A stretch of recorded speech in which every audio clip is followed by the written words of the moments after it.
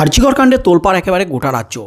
আরজিকরের 5 মাস পর আরজিকরে খুন এবং ধর্ষণ কাণ্ডের 5 মাস পর অবশেষে সাজা ঘোষণা করেছেন বিচারক অনির্বাণ দাস। নিম্ন আদালতের যে রায়, সেই রায়ে কিন্তু খুশি নয় আরজিকরের পরিবার থেকে শুরু করে রাজ্য সরকার, এমনকি সিবিআই, জুনিয়র চিকিৎসকরা। প্রত্যেক পক্ষই চেয়েছিলেন ফাঁসি দিতে হবে। রাজ্যের মুখ্যমন্ত্রী প্রথমেই দাবি করেছিলেন আরজিকরের নির্যাতিতার যে অপরাধী, সেই মেন অভিযুক্তকে ফাঁসি দিতে হবে। 7 দিনের মধ্যে ফাঁসির দাবি তুলেছিলেন রাজ্যের মুখ্যমন্ত্রী মমতা ব্যানার্জি। কিন্তু 5 মাস পর অবশেষে নিম্ন আদালতের রায় ঘোষণা হলো। ফাঁসি নয়, বিরল থেকে বিরলতম ঘটনা নয়, তাই সঞ্জয় রায়ের যাবজ্জীবন কারাদণ্ড, একেবারে আজীবন কারাদণ্ড, মৃত্যু পর্যন্ত তিনি কারাগারেই থাকবেন, জেল থেকে বেরোতে পারবেন না। তার মধ্যেই এই আরজিকর কাণ্ড নিয়ে ইতিমধ্যেই কলকাতা হাইকোর্টের দ্বারস্থ হয়েছেন রাজ্যের মুখ্যমন্ত্রী মমতা ব্যানার্জি। তিনি স্পষ্ট করেছিলেন ফাঁসির দাবি জানিয়ে তিনি আদালতে যাবেন, হাইকোর্টে যাবেন। এই রায় নিয়ে তিনি খুব উগরে দিয়েছিলেন।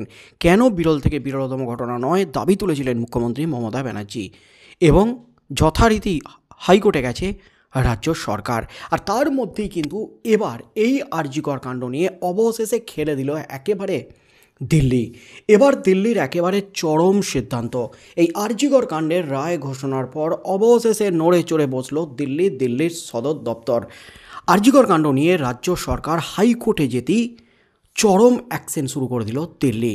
অবশেষে আরজিকর কাণ্ড নিয়ে কড়া স্টেপ নিম্ন আদালতের রায়ের পরপরই এবার দিল্লির চরম নির্দেশ সিবিআইকে।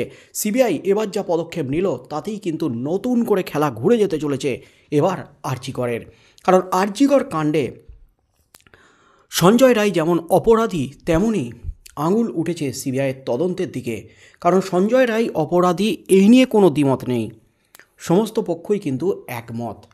কিন্তু সঞ্জয় রায় ছাড়াও আর যারা আছে, কারণ ডিএনএ টেস্ট রিপোর্টে আরও এক মহিলা ছাড়াও আরও 4 জনের প্রমাণ মিলেছে, সেই 5 জন কারা, এই প্রশ্নটাই কিন্তু উঠে গেছে। তাদের কেন এতদিনও ধরতে পারল না সিবিআই? কারণ 5 মাস অতিক্রান্ত, কি তদন্ত করলো? রাজ্য পুলিশই তো এই সঞ্জয় রায়কে ধরে দিয়েছিল, তাহলে সিবিআই কী করলো? এই প্রশ্নটা তুলে দিয়েছেন নির্যাতিতার বাবা এবং মা।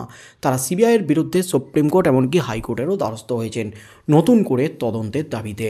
আরও তদন্ত প্রয়োজন, মেন অভিযুক্তদের ধরতে হবে, এমনই কিন্তু দাবি তিলোত্তমার বাবা এবং মায়ের। তার মধ্যেই কিন্তু এবার খেলে দিল একেবারে দিল্লির নির্দেশে সিবিআই। এই মুহূর্তের সবচেয়ে বড় খবর, আরজিকর কাণ্ডে এবার একেবারে নয়া মোড়। আরজিকর কাণ্ডে শাস্তিপ্রাপ্ত সঞ্জয় রায়ের ফাঁসি চেয়ে এবার হাইকোর্টের দ্বারস্থ হয়েছে সিবিআইও। কেন্দ্রীয় তদন্তকারী সংস্থার একটি সূত্রের দাবি, দিল্লি সদর দপ্তরের সিদ্ধান্ত মতো মামলা দায়ের করা হয়েছে। গত শনিবার শিয়ালদা আদালতে সঞ্জয় রায়কে দোষী সাব্যস্ত করে।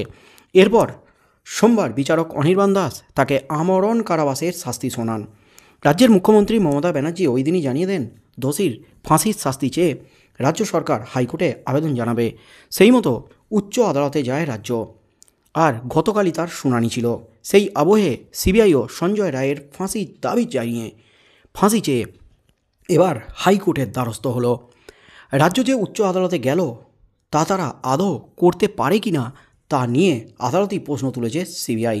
আইনজীবীদের একাংশের মতে নিম্ন আদালতের রায়কে চ্যালেঞ্জ করে রাজ্যের যে আবেদন জমা পড়েছে হাইকোর্টে, তাতে সিবিআই প্রথম পক্ষ হতে চাইছে বলে এই পদক্ষেপ।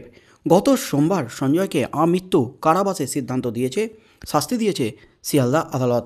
বিচারক অনির্বাণ দাস এই ঘটনাকে বিরলের মধ্যে বিরলতম বলে মনে করেননি বলেও জানিয়েছেন।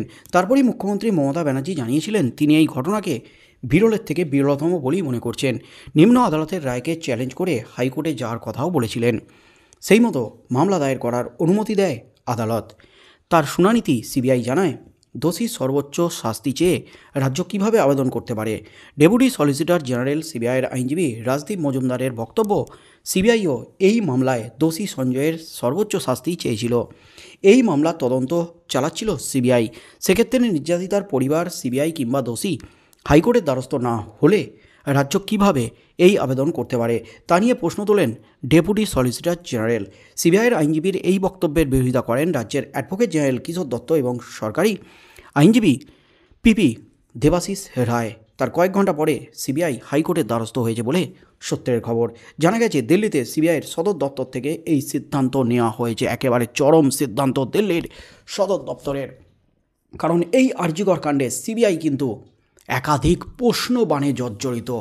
সিবিআইকে নিয়ে প্রশ্ন উঠে গেছে, তাদের তদন্ত নিয়ে প্রশ্ন উঠে গেছে। তারা মেন অভিযুক্তদের বিরুদ্ধে চার্জশিট দিতে না পারায়, সন্দীপ ঘোষ এবং অভিজিৎ মণ্ডলের বিরুদ্ধে গ্রেপ্তারির 3 মাস পর চার্জশিট দিতে না পারায় তারা জামিন পেয়ে গেছেন, সেই নিয়ে কিন্তু তোলপাড় হয়েছে গোটার রাজ্য। একাধিকবার রাস্তায় মিছিল হয়েছে। জুনিয়র চিকিৎসক থেকে শুরু করে নির্যাতিতার পরিবার প্রত্যেকেই কিন্তু রাস্তায় নেমেছেন এই ঘটনাকে নিয়ে। তার মধ্যেই সিবিআই যখন প্রশ্নের মুখে সিবিআই স্পষ্ট জানিয়েছে তদন্ত চলছে, জামিন পেয়ে যাওয়া মানে ছাড় পেয়ে যাওয়া নয়, তদন্ত চলছে, চার্জশিট সময় মতো দেওয়া হবে। এই মুহূর্তে তাদের হাতে উপযুক্ত তথ্য নেই, তাই তারা চার্জশিট দিতে পারছেন না, এমনই দাবি জানিয়েছে। তার মধ্যেই কিন্তু এবার একেবারে খেলে দিল সিবিআই। রাজ্য সরকার যে আবেদন জানিয়েছে সেই এখতিয়ার কি আদৌ রাজ্যের আছে? রাজ্য কি এই আবেদন জানাতে পারে আদৌ? এই প্রশ্নটাই কিন্তু উঠে গেছে হাইকোর্টে। আর সেই প্রশ্ন উত্তর চেয়ে রাজ্যের বিরোধিতা করে সিবিআই এই মামলায় প্রথম পক্ষ হওয়ার দাবিতে হাইকোর্টের দ্বারস্থ হয়েছে। অর্থাৎ সঞ্জয় রায়ের ফাঁসির দাবিতে কিন্তু মামলা কিন্তু এবার গেল হাইকোর্টে। এদিকে যে খবর উঠে আসছে, সুপ্রিম কোর্টের দ্বারস্থ নির্যাতিতার বাবা এবং মা, তার পরিবার। অর্থাৎ বিভিন্ন দিক থেকেই কিন্তু এখন সঞ্জয় রায়ের ফাঁসির দাবি উঠছে। সঞ্জয় রায়কে ফাঁসি দিতে হবে, এটাই কিন্তু মেন দাবি। তাই আগামী দিনে এই কাণ্ডে কি হতে চলেছে, কলকাতা হাইকোর্ট থেকে সুপ্রিম কোর্ট, কারণ আরজিকর কাণ্ডের খেলা কিন্তু এই শুরু হলো। তাই এর শেষ কোথায় এই আরজিকর কাণ্ডের? শেষ পর্যন্ত কি নির্দেশ আসে আদালতের তরফ থেকে? সঞ্জয় রায়ের শাস্তি কি, এই শাস্তি কি বহাল থাকবে, নাকি সঞ্জয় রায়ের আইনজীবীরা তারাও জানিয়েছেন তারাও হাইকোর্টের দ্বারস্থ হবেন সঞ্জয় রায়কে এবার জেল থেকে মুক্ত করার জন্য? কারণ তাদের হাতে উপযুক্ত তথ্য আছে, একাধিক জায়গায় গরমিল আছে, এমনই কিন্তু দাবি জানিয়েছেন সঞ্জয় রায়ের 2 মহিলা আইনজীবী। তাই এই আরজিকরে খুন এবং ধর্ষণ কাণ্ডের মেন অপরাধী কারা? সঞ্জয় রায় কি মুখ খুলবে? সে যে আর জানে সে কি সব এবার বলবে? কি হতে চলেছে আগামী দিনে? হাইকোর্ট থেকে সুপ্রিম কোর্ট শেষ পর্যন্ত কী নির্দেশ দেয় সেদিকেই চোখ থাকবে গোটা রাজ্যের।